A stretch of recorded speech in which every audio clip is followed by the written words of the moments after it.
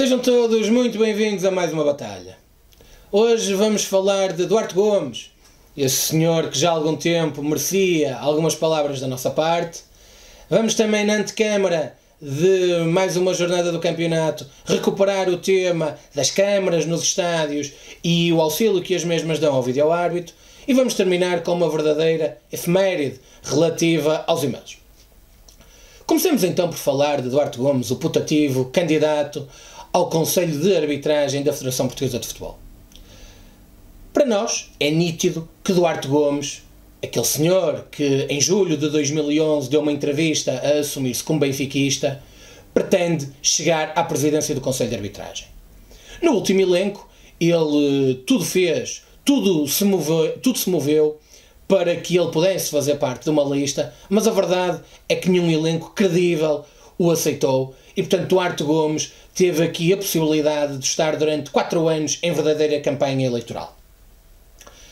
Duarte Gomes tem seguido uma estratégia clara, seguramente apoiada e financiada por quem o quer ver na presidência do Conselho de Arbitragem e que provavelmente também quererá ver longe da Liga de Clubes Pedro Proença. Tem tido, como digo, uma campanha muito similar àquela que levou Marcelo Rebelo de Sousa à presidência da República do nosso país. Tem procurado mediatismo, tem procurado exposição pública e tem procurado ganhar notoriedade junto do grande público e do mundo desportivo. Desta forma, pretende, tal como Marcelo Rebelo de Sousa, apresentar-se depois como um candidato natural, como um candidato acima de qualquer dúvida ou acima de qualquer questão. A verdade é que, depois de termos visto Duarte Gomes nesse ridículo programa da SIC chamado Ó Senhor Árbitro, vemos agora, semana após semana, Duarte Gomes, quer na SIC, quer também num jornal desportivo, a emitir opiniões sobre as decisões dos seus antigos colegas. Simultaneamente, lançou o livro e o site Kick-Off, mais uma vez, quase num tom professoral e quase num tom de superioridade moral relativamente ao tema da arbitragem.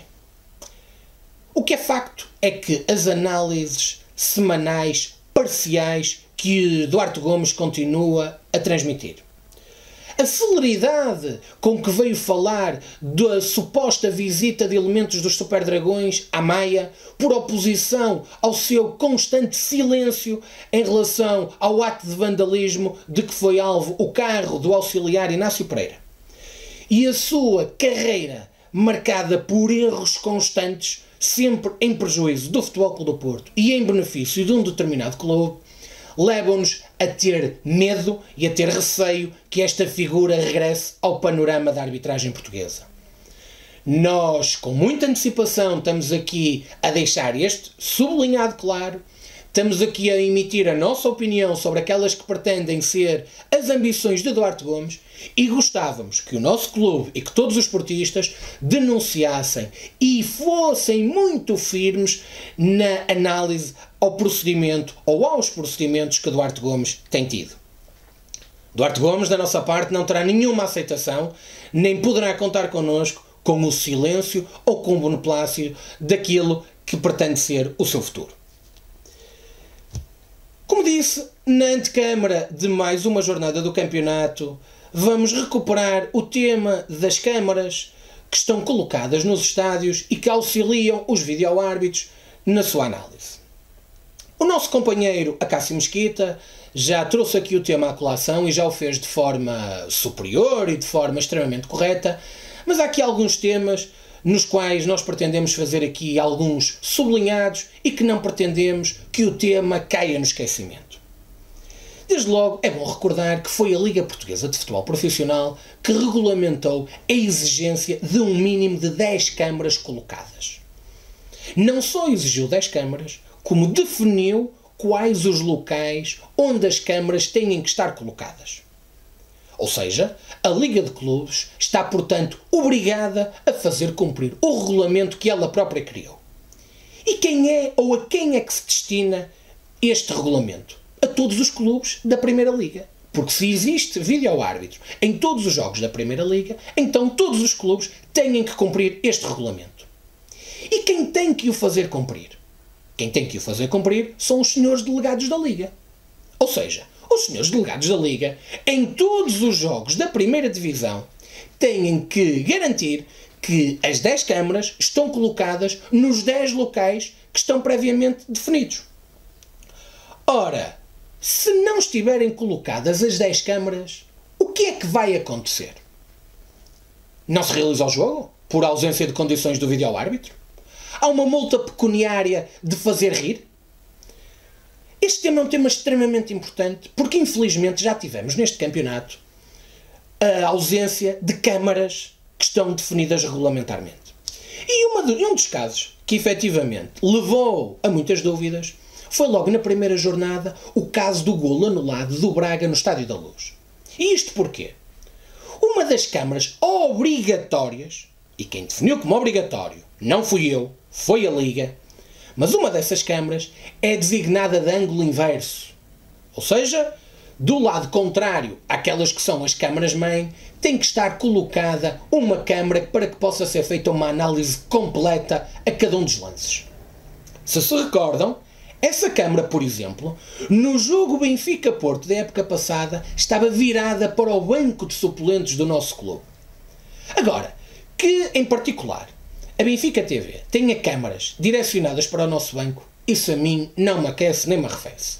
Se o Benfica tiver 20 câmaras, em que 10 delas sejam direcionadas para o nosso banco, também não tem problema nenhum. Agora, há uma coisa que o Benfica e todos os outros clubes têm que ter. Tem que ter uma câmara de ângulo inverso para que o vídeo-árbitro possa fazer uma análise correta de todos os lances. E, portanto, é muito importante que os senhores delegados façam cumprir aquilo que está regulamentado e que a Liga não se coloque fora deste assunto e não tenha um silêncio ensurdecedor sobre esta matéria. Porque quem definiu isto, repito, não fui eu, foi a Liga. Por fim, uma efeméride relativamente aos e-mails. No dia de ontem, assinalaram-se 3 meses desde que foi divulgado o primeiro e-mail por Francisco J. Marques. Nestes 3 meses, muita coisa foi dita, muita coisa foi escrita, muita gente teve verdadeiros desvaneios sobre o tema, mas algo que de lá para cá se mantém rigorosamente igual. E o que é que se mantém rigorosamente igual? Mantêm-se rigorosamente os mesmos árbitros a apitar. A verdade é que muita gente tem procurado desvalorizar o tema dos e-mails, tem procurado desvalorizar o seu conteúdo e até acha que voltar ao tema é de certa forma ridículo e de certa forma fazer uma revisão da matéria dada. Na minha opinião, não deixar cair no esquecimento este tema é um dever cívico que nós temos de denunciar o polvo encarnado que procura abafar este assunto. Mas muito mais grave do que os e-mails, como disse há pouco, é continuarem os árbitros que neles foram identificados a apitar. Eu gostava de recordar que dos 22 árbitros da primeira categoria, 6 desses árbitros foram identificados nesses e-mails. Recordo que o árbitro ou o ex-árbitro Adão Mendes identificou como padres do Benfica os senhores Vasco Santos, Bruno Esteves, Nuno Almeida e Manuel Mota. Para além destes 4, João Pinheiro e Bruno Paixão foram igualmente identificados nos e-mails como tendo relações de maior ou de menor proximidade com o Benfica. Portanto, temos aqui 6 árbitros que têm estas relações e que foram identificados como árbitros próximos do Benfica. Eu pergunto, 6 árbitros em 22 são mais de 25% dos árbitros da primeira categoria.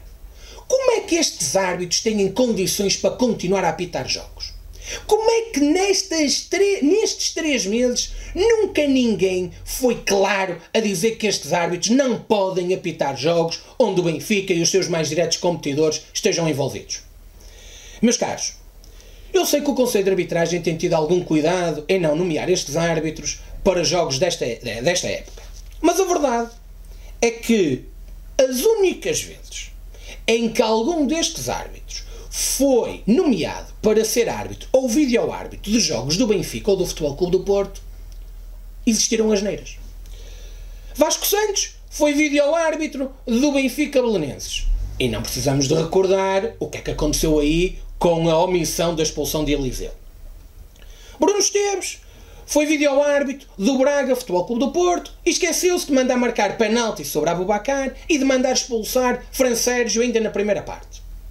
E, portanto, as duas únicas vezes, as duas únicas figuras que em 4 jornadas foram árbitro ou vídeo-árbitro em jogos do Benfica ou do Futebol Clube do Porto foram atitudes ou foram intervenções com erros.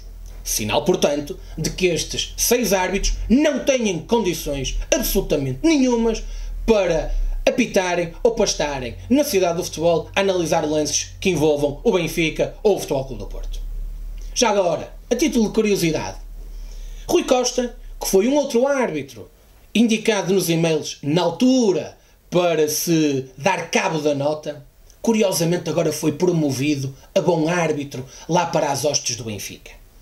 Não é estranho que depois de se ter tentado destruir a nota, de se ter tentado destruir a carreira de Rui Costa, ele agora seja um bom árbitro?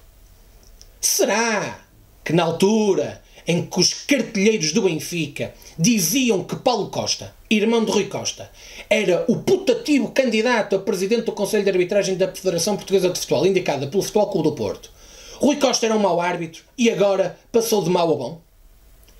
Meus caros amigos, a nós não nos enganam e nós vamos continuar a denunciar estes casos. Se tiver que ser contra tudo e contra todos, vamos continuar a fazê-lo. Mas vamos continuar a fazê-lo com factos, com coisas que ninguém pode desmentir e, essencialmente, com uma paixão enorme pelo Futebol Clube do Porto. É desta forma que terminamos. É desta forma que termina mais uma batalha.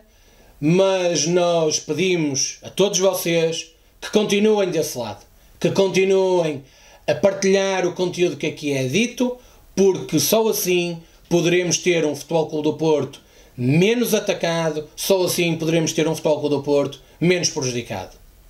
Um abraço e viva o Futebol Clube do Porto!